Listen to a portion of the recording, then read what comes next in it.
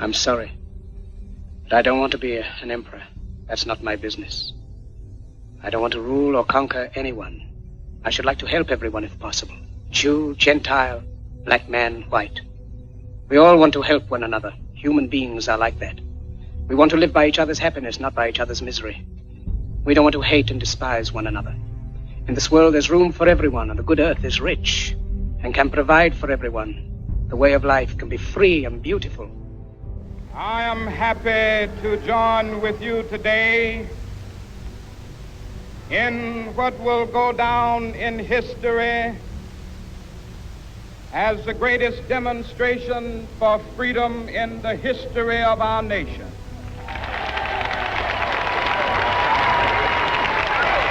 But why, some say, the moon? Why choose this as our goal? And they may well ask, why climb the highest mountain? Why, 35 years ago, fly the Atlantic? Why does Rice play Texas? We choose to go to the moon. We choose to go to the moon in this decade and do the other things, not because they are easy, but because they are hard. Because that goal will serve to organize and measure the best of our energies and skills. Because that challenge is one that we're willing to accept, one we are unwilling to postpone, and one we intend to win, and the others too. Every man is a Berliner, forced to look upon a scar. President von Weizsäcker has said the German question is open as long as the Brandenburg Gate is closed.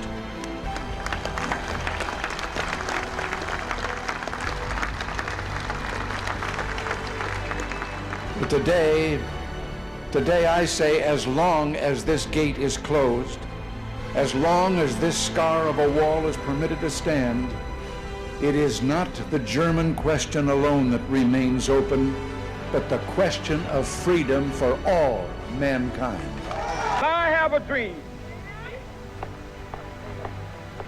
My 4 little children will one day live in a nation where they will not be judged by the color of their skin, but by the content of their character. I have a dream today.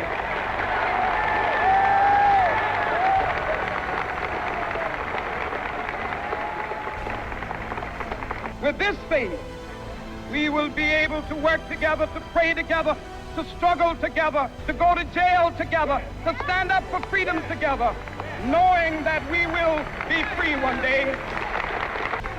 Let freedom ring, and when this happens,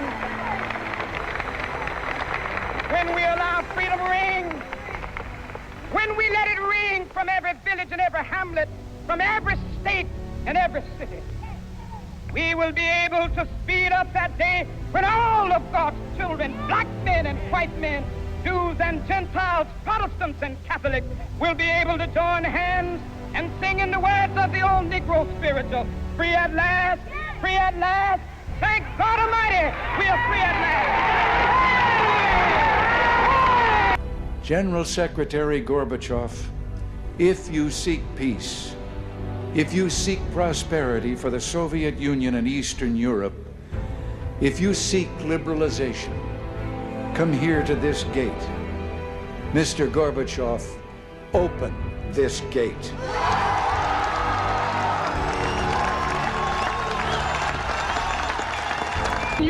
You, the people, have the power to create machines, the power to create happiness. You, the people, have the power to make this life free and beautiful, to make this life a wonderful adventure. Then in the name of democracy, let us use that power. Let us all unite.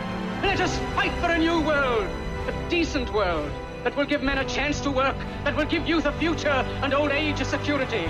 By the promise of these things, brutes have risen to power, but they lie. They do not fulfill that promise. They never will. Dictators free themselves, but they enslave the people.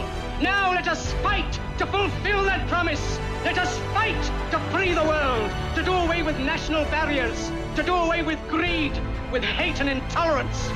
Let us fight for a world of reason, a world where science and progress will lead to all men's happiness.